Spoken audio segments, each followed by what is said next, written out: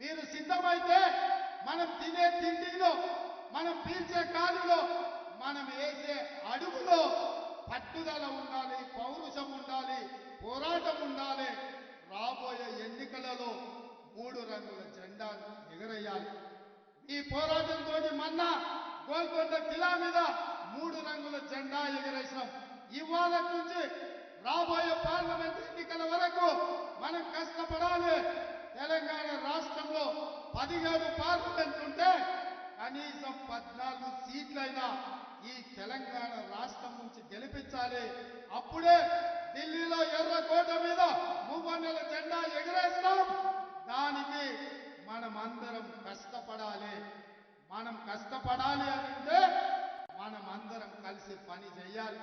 ఇంతకుముందు కేసీ వేణుగోపాల్ గారు అంటుండ్రు, ప్రభుత్వం వచ్చినాక కార్యకర్తలు ఎందుకో చల్లగున్నారా, ఇంట్లో వండుకుంటూరు, ఏంది నీ సంగతి అని అంటే, నిన్నమననే కదా గెలిచిర్రు, ఉత్సాహంతో దుక్కులాడి అలసిపోయి ఉన్నట్టున్నారు అంటే అదేం కుదరదు.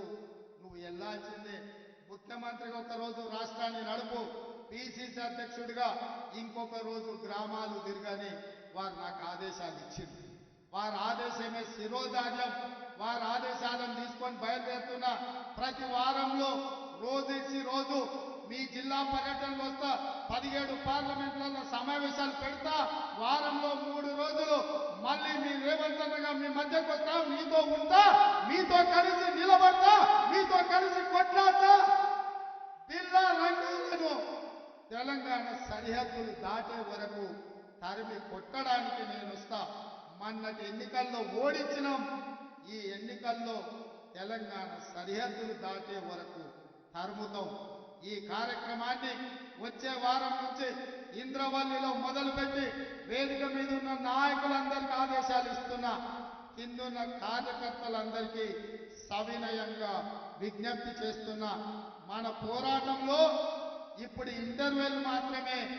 అసలు సినిమా ముందుంది. ఇంటర్వెల్ అయిపోయింది. ఇంద్రవల్లి నుంచి ఇంటర్వెల్ తర్వాత మళ్ళీ కథ మొదలవుతుంది. ఎవరేందో తేలుద్దాం. బిల్లా రంగాలు చాలా మాట్లాడుతుండ్రు. చార్లెస్ శోభరాజు మాత్రం దుప్పటి కప్పుకొని బోర్ల బొక్కల వన్నీడు. అందుకే నేను అంటున్నా, బిల్లా రంగాలు కాదు, చార్లెస్ శోభరాజు రమ్మని అంటున్నా. మొన్న అంటుండు ఒక ఆయన, మా పులి బయటకు వస్తుందని. బిడ్డ, మా పులులు బోన్ పట్టుకొని సిద్ధంగా ఉన్నారు. బోన్లు వేసి బోన్లో పెట్టి బొంద పెడతాం. బోను సిద్ధం, రమ్మను మీ పులిని ఏడుందో నేను చెప్పదలుచుకున్నా. అందుకే ఇంతకాలం ముఖ్యమంత్రిగా ఉన్నా కాబట్టి మాట్లాడితే బాగుండదు, పరిపాలన మీద దృష్టి పెడతామనుకున్నా. కానీ మాట్లాడకపోతే పని నడిచేటట్టు లేదు. ఏది పడితే అది అబద్ధాలు చెప్తారు. అభ్యర్థులను మారిస్తే మేము ప్రభుత్వం వచ్చేదని మేము అదే చెప్పినాం రా నాయన, మీ కుటుంబాన్ని మారిస్తే తప్ప తెలంగాణకు మేలు జరగదని. మార్చాల్సింది మిమ్మల్ని. సిద్దిపేట మారవాలి, సిరిసిల్లలో మారవాలి, గజ్వేల్లో మారవాలి. కామారెడ్డిలో పొడుస్తా పీక్తా అన్నాడు. నేను వస్తున్న బిడ్డ నిన్ను ఓడగొట్టా అన్నాడు. కామారెడ్డిలో పోయి కేసీఆర్ ఓడి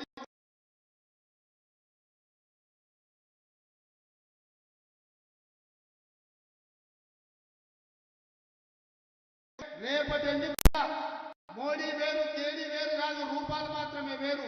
వాళ్ళు ఇద్దరు ఒకటే, నాన్నకి బొమ్మ బొరుసు లాంటి వాళ్ళు. రేపు అప్పితప్ప ఒకటో రెండో కేసీఆర్ గెలిచిన ఢిల్లీకి పోయి మళ్ళీ మోడీకే ఇస్తాడు. ఎందుకంటే మారు పేరగాడు కేసీఆర్, మీకు తెలుసు కదా, మారు పేరగాడు. ఈడ ఒక రూపంలో జమ చేస్తాడు, ఢిల్లీకి పోయి ఇంకొక రూపంలో అమ్ముకుంటాడు. మోడీ కేసీఆర్ వేరు వేరు కాదు. మోడీ మనిషి, మోడీ తాబేదారి. ఈ కేసీఆర్ ఇవాళ మా క్రిస్టియన్ మైనారిటీ, ముస్లిం మైనారిటీ, తెలంగాణ ఉద్యమకారులకు నేను విజ్ఞప్తి చేస్తున్నా. కేసీఆర్ వాడే ప్రతి ఓటు పరోక్షంగా మోడీకి అవుతుంది. బీఆర్ఎస్ కేసే ఓటు మూసీలేసినట్టు అవుతుంది. ఇవాళ ఢిల్లీలో కాంగ్రెస్ జెండా ఎగరాలి, రాహుల్ గాంధీ ప్రధానమంత్రి కావాలి అని అంటే ఈడ 14 ఎంపీలు గెలవాలి. అప్పుడే ఈ దేశంలో మళ్ళీ కాంగ్రెస్ ప్రభుత్వం వస్తుంది. 10 ఏళ్ల నుంచి మోసం చేసిన మోడీని ఓడగొట్టాలి. ఓడగొట్టాలి అంటే మనం అందరం కష్టపడాలి. మరి మనం కష్టపడాలి అని అంటే మీరందరూ సహకరించాలి మిత్రులారా. సిద్ధమా సిద్ధమా సిద్ధమా? మరి మీ అందరి తరఫున కేసీఆర్ కు, హరీష్ కు, కేటీఆర్ కు సవాలు విసిరాలా? వచ్చే వారం నుంచి మొదలు పెడతామా? మొదలైందా? కేసీఆర్ కాస్కో నీ ఆట మొదలైంది. కొన ఊపిరితో ఉన్నావు. ఆయుధ కూడా నీ పీక విసికే బాధ్యత, నీ పార్టీని పొందబెట్టే బాధ్యత మా వాళ్ళందరూ తీసుకున్నారు. ఇదే కాదు, మీకందరికీ చెప్తున్నా, మనం ఇచ్చే 6 గ్యారెంటీలు అమలు చేయడానికి గ్రామ గ్రామంలో 5 మందితోటి ఇందిరమ్మ కమిటీలు వేస్తాం. ఇందిరమ్మ కమిటీలలో మీరు ఉంటారు.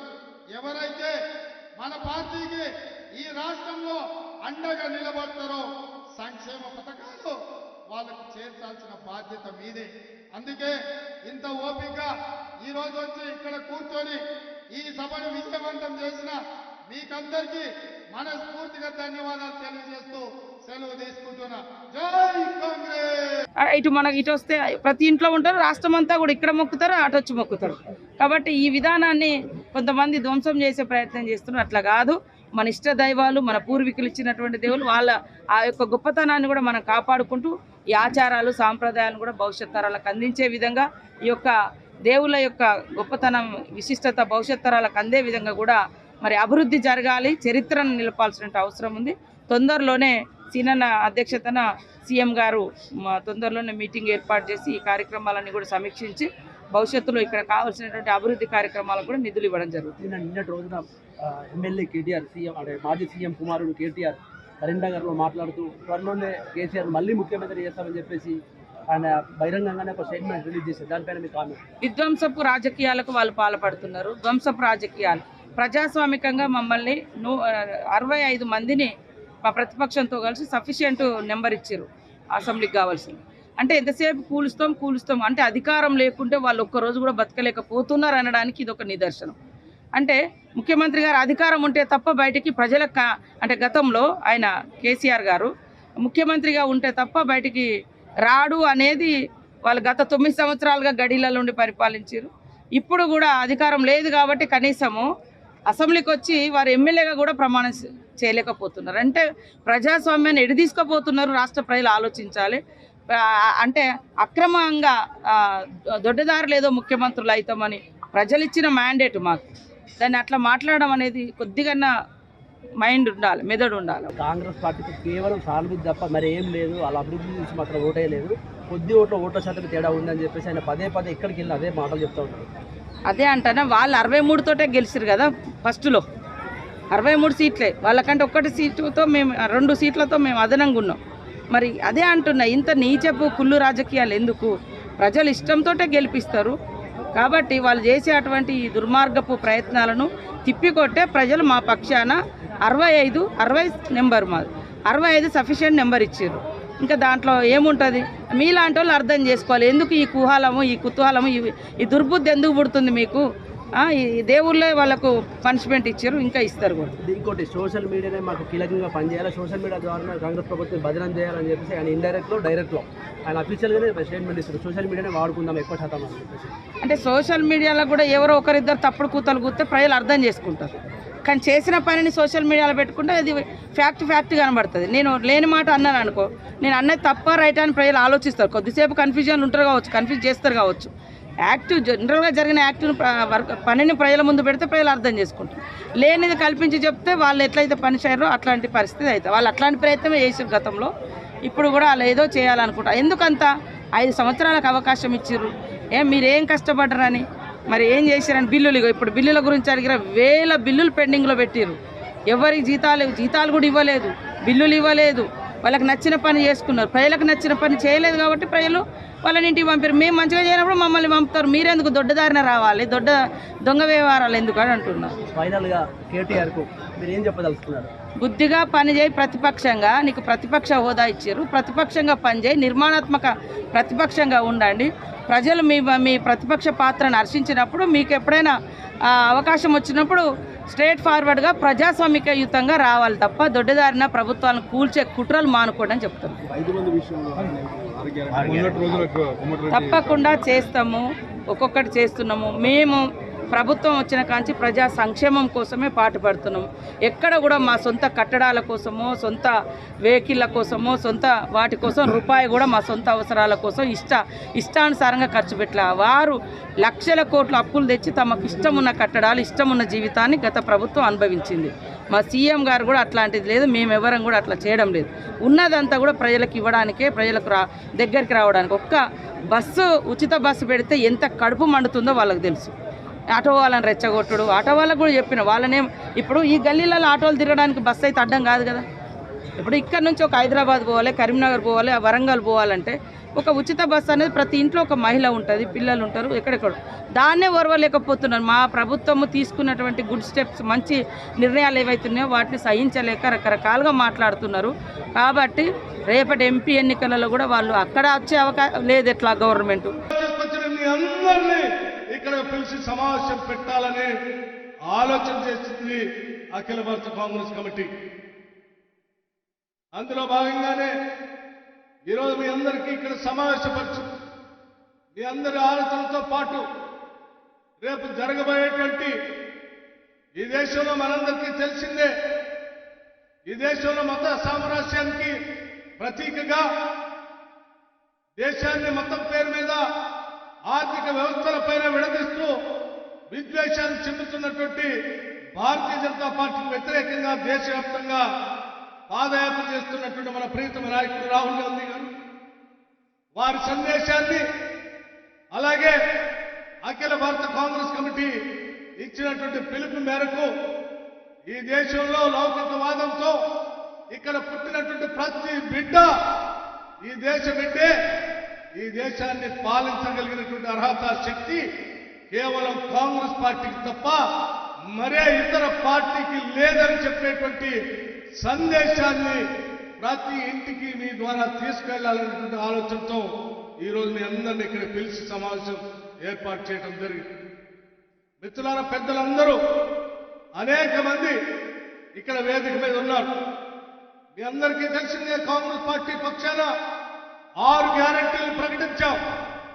కాంగ్రెస్ పార్టీ పక్షాన ఇందిరమ్మ రాజ్యాన్ని తీసుకొని వస్తామని చెప్పాం. కాంగ్రెస్ పార్టీ పక్షాన ప్రజాప్రభుత్వాన్ని ఏర్పాటు చేస్తామని చెప్పాం. దాన్ని దృష్టిలో పెట్టుకుని ఈరోజు మీ అందరు ఇచ్చినటువంటి ఆశీస్సులతో గెలిపించినటువంటి కాంగ్రెస్ పార్టీ ప్రభుత్వం ముఖ్య దీక్షతో ఎటువంటి ఇబ్బందులు అనేక ఎదుర్కొన్నప్పటికి కూడా ప్రజలకు ఇచ్చినటువంటి వాగ్దానాలను నిలబెట్టుకోవటం కోసం 6 గ్యారెంటీల్లో ఇప్పటికే 2 గ్యారెంటీల్ని అమలు చేసినటువంటి విషయం కూడా మీ అందరికీ తెలిసిందే. రేపు రాబోయే రోజుల్లో కూడా మరికొన్ని గ్యారెంటీల్ని అమలు చేయడం కోసం రాష్ట్ర ప్రభుత్వం తరఫున అనేక కసరత్తులు చేస్తూ మీరందరూ తలెత్తుకుని నిలబడేటట్టుగా ఈ రాష్ట్ర ప్రభుత్వ పాలన ఇందిరమ్మ రాజ్య ప్రజాపాలన అందిస్తామని చెప్పి మీ అందరికీ మాటిస్తా ఉన్నాం. ఇటువంటి కార్యక్రమాలు తీసుకొని ప్రజల కోసం పనిచేస్తున్నటువంటి ప్రభుత్వం పైన ఈనాడు బీఆర్ఎస్ పార్టీకి సంబంధించిన నాయకత్వం అవాకులు చవాకులు పేలుతా ఉన్నాం. బట్టలు ఇప్పి కొడతామని చెప్తా ఉన్నారు. నేను ఒకటే మాట చెప్తా ఉన్నాను, ఈరోజు రాష్ట్రంలో ఉన్నటువంటి కాంగ్రెస్ కార్యకర్తలు ఒక్కసారి కన్నెర్ర చేసి చూస్తే ఈ రాష్ట్రంలో టీఆర్ఎస్ కానీ బీఆర్ఎస్ పార్టీ కానీ మిగలదని చెప్పడానికి ఎటువంటి సందేహం. మీరు బట్టలు ఇప్పి ఓడ తీసి కొడతా అంటే చూస్తూ ఊరుకోవడానికి ఇక్కడ కాంగ్రెస్ పార్టీ కార్యకర్తలు కానీ నాయకులు కానీ ఎవరు చేతులు ముడుచుకొని కూర్చోలేదని కూడా చాలా స్పష్టంగా టీఆర్ఎస్ పార్టీ నాయకత్వానికి హెచ్చరిస్తా ఉన్నాం. ఇది ప్రజాస్వామ్య దేశం, ప్రజాస్వామ్య రాష్ట్రం, ప్రజాస్వామ్యయుతంగా ప్రతిపక్షాన్ని కూడా గౌరవించాలనేటువంటి ఆలోచనతో పాలన చేస్తూ ముందుకు పోతా ఉన్నాం. దాన్ని ఏదో మీరు చేతగానితనంగా భావించి బట్టలు ఎప్పుడు తీసుకొడతామనంటే మా తడాక ఏంటో కూడా మీకు స్పష్టంగా చూపిస్తామని కూడా ఈ సందర్భంగా మీ అందరికీ చెప్పడమే కాకుండా మీరందరూ అకుంఠిత దీక్షతో మన నాయకత్వం చెప్పేటువంటి మాటలను, సూచనలు తీసుకొని ఊరూరు ఇంటింటికి కాంగ్రెస్ సందేశాన్ని తీసుకొని వెళ్తూ రేపు జరగబోయేటువంటి పార్లమెంట్ ఎన్నికల్లో 14 నుంచి 15 స్థానాలు పైబడి మనందరం గెలిచి కాంగ్రెస్ పార్టీకి, తెలంగాణ ఇచ్చిన కాంగ్రెస్ పార్టీకి మనం కానుక ఇద్దామని చెప్పి మీ అందరికీ నేను సవినయంగా మనవి చేస్తూ సెలవు తీసుకుంటున్నాను. జై హింద్. కాంగ్రెస్ ప్రభుత్వం అధికారంలోకి రాగానే బీసీ కుల జనగణన చేస్తామనే మాట చెప్పడం జరిగింది. అదే సందర్భంగా గౌరవ ముఖ్యమంత్రి గారు మొన్న బీసీ సంక్షేమ శాఖకు సంబంధించిన రివ్యూ చేసే సందర్భంలో శాఖ తరఫున ఈ ప్రతిపాదన తీసుకొని రాగానే వెంటనే దీన్ని సంబంధిత అధికారులకు ఆదేశించి ఇప్పటికే చట్టపరంగా ఏ విధంగా ఈ యొక్క బిల్లు బీసీ జనగణనకు తీసుకోవాల్సిన అంశాలు ఉన్నాయో అటు న్యాయశాఖ కావచ్చు, ఇటు శాసనసభ సెక్రటరీ ద్వారా కావచ్చు, మా ప్రిన్సిపల్ సెక్రటరీ సంప్రదింపులు ప్రారంభం చేయడం జరిగింది. ఈ శాసనసభ సమావేశాల లోపల బీసీ జనగణనకు సంబంధించి చట్టపరంగా ఎటువంటి ఇబ్బందులు లేకుండా భవిష్యత్ తరాల్లో ఒక నిబద్ధతతోటి రాజకీయ, సామాజిక, ఆర్థిక అన్ని రకాలుగా బీసీ జనాభాకు లాభమయ్యే విధంగా ఈ దేశానికి మార్గదర్శకత్వం ఉండే విధంగా ఈ బీసీ జనగణన తెలంగాణ ప్రభుత్వం చేపట్టబోతుందని చెప్పడానికి బీసీలందరినీ కూడా గర్వంగా రేపొద్దున ఈ అంశానికి సంబంధించిన దాని లోపల కాంగ్రెస్ పార్టీ ఎన్నికల మేనిఫెస్టోకు కట్టుబడి అమలు చేస్తుంది కాబట్టి ఈ కార్యక్రమాన్ని గాంధీ భవన్లో చెప్తా ఉన్నాం.